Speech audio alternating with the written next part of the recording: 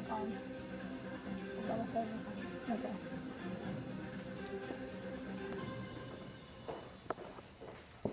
Okay, so Keller said that there are 4 aspects to student motivation, and that is gaining their attention, making sure they understand the relevance, providing them feedback, and building their confidence. And if you can incorporate those 4 aspects, then students will be motivated.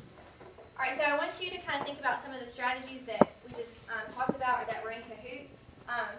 Did any of the strategies presented, were they strategies that you tried before or haven't heard? Or what do you think will be some that you would be able to implement in your classrooms pretty easily?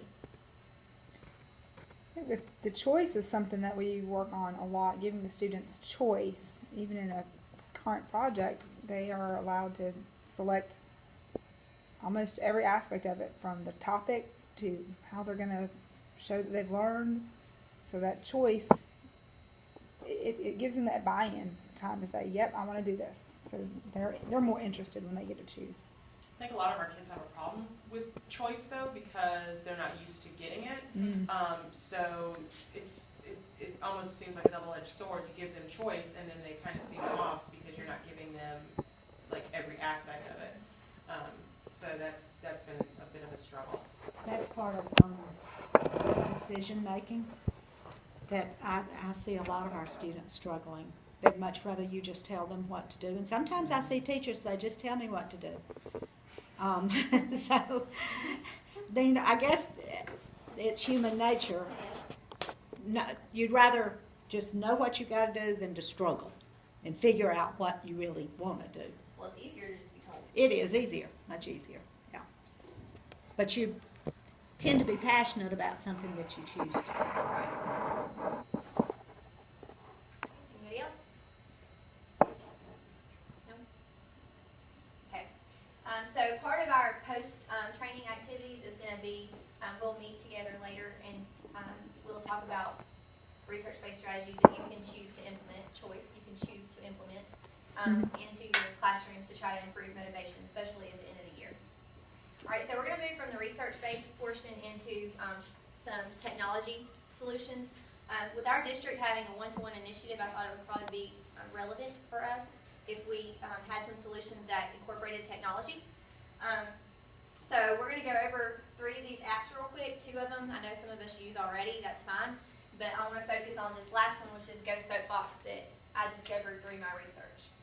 So we're going to start with Kahoot. Kahoot, most of you have already used Kahoot in your classroom, but you know that it's a free web-based site, or you can use it as an app, and it incorporates competition with audio that you heard when we used the Kahoot a minute ago. Students are given an access code that they'll type into the game pin. They enter their name. Sometimes you give them restrictions on what they can enter for their name. And then they get points for how fast they answer questions and how accurate their questions are. And then, of course, at the end, something that's good for the teacher part is that it does give you a lot of feedback on each student, how many answered correctly, incorrectly, how many answered each choice. So that's the good thing about Kahoot. One new thing I learned about Kahoot this year, some of you may know, some of you may not, is as a math teacher, sometimes I need a Kahoot on the spot for a review or exit setting. And so if you are logged in and you have this bar here on your Kahoot account, there's public Kahoots that you can click on, and you can search in the search bar for Kahoots that are already created. So if I'm teaching solving equations and I need a quick quiz or something, I can just type in solving equations, and then Kahoots that have already been created by others show up. And I can either choose to play them immediately, or the orange button says favorites. You can save them to your favorites so that you can pull that Kahoot up later. So that's something that was helpful for me, because sometimes you don't have the time to sit down and type out all the questions and format them for math, so that you can access ones that people have already done. So that's something for Kahoot that you might want to try in the future. Socrative, how many of y'all have used Socrative before? A couple of us. Socrative is also a free web-based program that also has an app. It's really good for formative assessment. With Socrative, you can do quizzes, you can do exit questions, quick questions, and space races, I think. So with Socrative, again, students are given an access code. They put their access code in.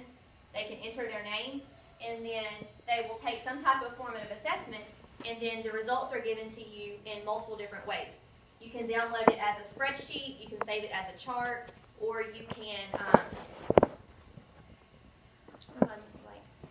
a chart, a spreadsheet, individual reports. Thank you. You can download individual reports. And then another great feature that I like about Socrative, especially with math or language arts, I mean really anybody, if I create a quiz that both of us want to use for our subject, all I have to do is share with her the code and it downloads to her account. So you don't have to create in separate accounts. You can share it between accounts. Is there a benefit of one over the other? Socrative over Kahoot? Yes. I think Socrative is probably more effective if you are really trying to do a formative assessment individually where time is not a constraint. Kahoot is, it's good if you really want to foster competition and you want to assess skills that are not necessarily time related. Like there's not a time limit. I like how Socrative- fast you can hit the Right, button. right. Because it's like a race. Whereas Socrative, you want them to sit down and really think through what they're doing. Does that make sense? Okay. So this new one that I found is called Go Soapbox. Have any of you heard that before? Never heard of it. No. Isn't that an interesting name? Yes. Soapbox. All right, so Go Soapbox, this is the link for it, and we're going to use this link in a minute if you want to go ahead and click on it with your Google Doc that I shared with you. But Go Soapbox is a web-based program. There's not an app yet, but it is a web-based program that's free, and it's really great at helping you gauge understanding. Students log in individually, and they have the ability to ask questions to the teacher. You can poll the students using Go Soapbox. You can set up discussions with the students, or you can do like a quiz or a formative assessment. So I'm going to show you each of these options, but that's what it looks like. Now, I did say it was free. When you set up your Go Soapbox account, you'll have to create your classes separately because there is a limit for 30. So you can't create like one event or one assignment and then have everybody. It has to be done individually if it's over 30. So Go Soapbox, this is kind of how it works. You'll go to the website and it's going to look like this when you pull it up, and you'll enter an access code just like you do with Kahoot and Socrative. So students will enter a code here, and then when they join, they'll be prompted to enter their name. So they'll access code and name. And then depending on what you have assigned for them, this is what their screen will look like. This is what the student view is. There's a barometer at the top where students can select the option of whether they're getting the material you're teaching or whether they're confused. I like that because a lot of times in middle school, students are scared to raise their hand. They don't like to ask for help. So this is a way that they can communicate with you that they're confused without having to draw attention to themselves. And then, of course, when they click on this, it shows up on the teacher account. Also, any polls that you set up will appear here for students to answer.